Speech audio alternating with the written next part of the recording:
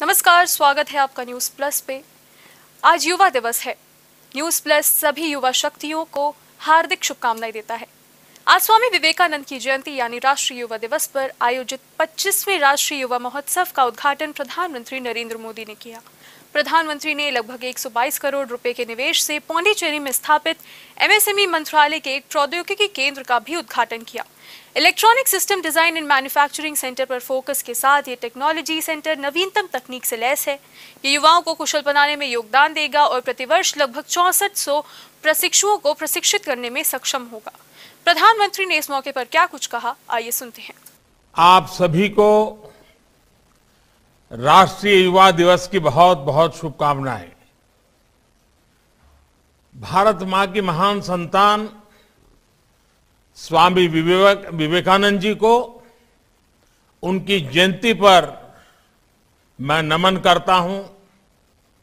आजादी के अमृत महोत्सव में उनकी जन्म जयंती और अधिक प्रेरणादायी हो गई है।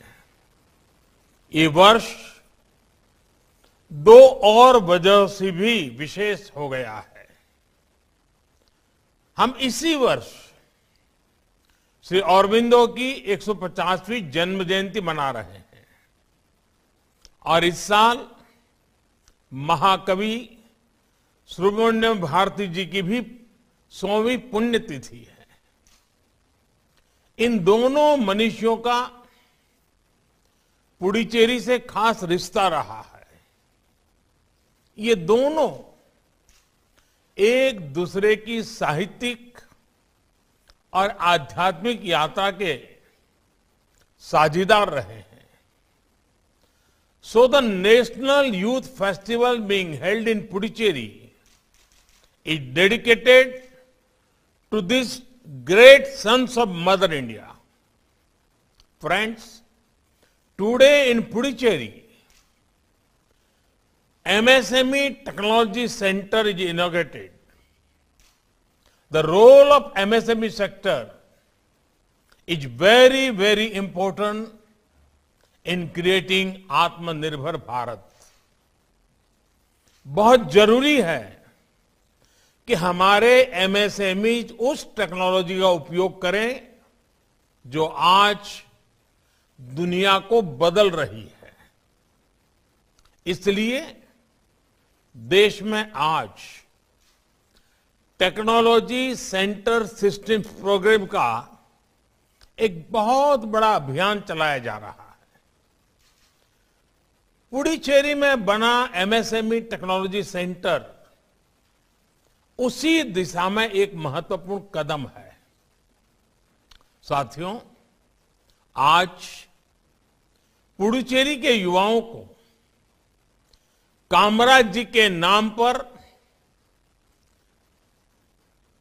मणिमंडपम, एक प्रकार का सभागृह मल्टीपर्पज यूज वाला, उसका एक और उपहार मिल रहा है।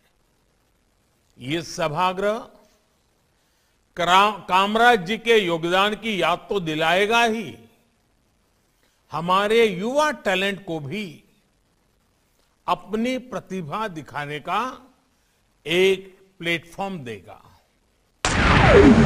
भारत के युग पुरुषों में गिने जाने वाले स्वामी विवेकानंद युवा पीढ़ी के लिए आदर्श माने जाते हैं। हर विषय पर उनके विचारों की जानकर उनकी विवेचना होती है। स्वामी जी ने अमुक विषय पर क्या कहा और क्यों कहा, इस हमेशा मनन होता रहता है। इसमें आजादी भी एक विषय है जिस पर स्वामी जी के कुछ अलग ही विचार थे। भारत की आजादी की लड़ाई पर स्वामी जी का योगदान उनके विचारों और कार्यों से स्पष्ट होता है। सच तो यह है कि स्वामी जी गांधी जी से लेकर अनेक स्वतंत्रता सेनानियों की प्रेरणा स्रोत रहे और देशवासियों को तैयार होने के लिए कहते रहते थे। आज भारतीय युवा दिवस है, यानी स्वामी विवेकानंद की जयंती है। स्वामी विवेकानंद जी हमेशा धार्मिक और सामाजिक आजादी को प्रथम मानते थे। वो कहते थे कि आजादी के बिना किसी प्रकार की उन्नति संभव नहीं। हमारे पूर्वजों ने धार्मिक चिंता में हमें आजादी दी थी और उसी से हम आश्चर्यजनक बल मिला, पर उन्होंने समाज के पैर बड़ी बड़ी जंजीरों से जकड़ दिए और उसके फलस्वरूप हमारा समाज थोड़े शब्दों में यदि कहें तो भयंकर हो गया। दूसरों को हानि न पहुंचाते हुए मनुष्य को विचार और उसे व्यक्त करने की आजादी मिलनी चाहिए। अपने धर्म पर अधिक जोर देकर और समाज को आजादी देकर ये हमें करना होगा। उत्तर प्रदेश के मऊ जनपद में एक रोचक वाकया देखने को मिला, जब सिटी मजिस्ट्रेट नगर क्षेत्र के आजमगढ़ तिराहे पर नगर पालिका प्रशासन के साथ मिलकर तिराहे का सुंदरीकरण का कार्य करा रहे थे। वो आजमगढ़ मोड़ स्थित सब्जी मंडी के गुमटियों को खाली करवा रहे थे। जैसे ही सिटी मजिस्ट्रेट के कहने पर गुमटी को हटाया गया, तभी बाहर से बंद दिख रही गुमटी से 2 लोग बाहर निकले। सिटी मजिस्ट्रेट ने दोनों पर आपत्तिजनक वस्तुएं बेचने का संदेह होते हुए जब उन्होंने उनकी चेकिंग की तो गुमटी की तलाशी करते दौरान उन्हें सैकड़ों पुड़िया गांजा की बरामद हुई। आरोपियों को पुलिस के हवाले कर दिया गया है। पुलिस ने गांजा बेच रहे दोनों व्यक्तियों की गिरफ्तारी कर मुकदमा दर्ज कर उन्हें जेल भेज दिया है। गायिका लता मंगेशकर कोरोना संक्रमित हो गई, जिसके बाद समस्त भारतीय उनकी स्वस्थ होने की कामना कर रहे हैं। मुंबई के ब्रीच कैंडी अस्पताल में इलाज कर रही डॉक्टर प्रीति ने जानकारी देते हुए बताया कि लता जी अभी भी आईसीयू वार्ड में है। वो 10-12 दिनों तक निगरानी में रहेंगी। कोविड के साथ वो निमोनिया से भी पीड़ित है। मंगलवार शाम को 92 वर्षीय गायिका की भतीजी रचना शाह ने पुष्टि की थी कि वो ठीक हो रही हैं और अभी उनकी हालत स्थिर है। गायिका को इससे पहले सितंबर 2019 में अस्पताल में भर्ती कराया गया था, जब उन्होंने सांस फूलने की शिकायत की थी।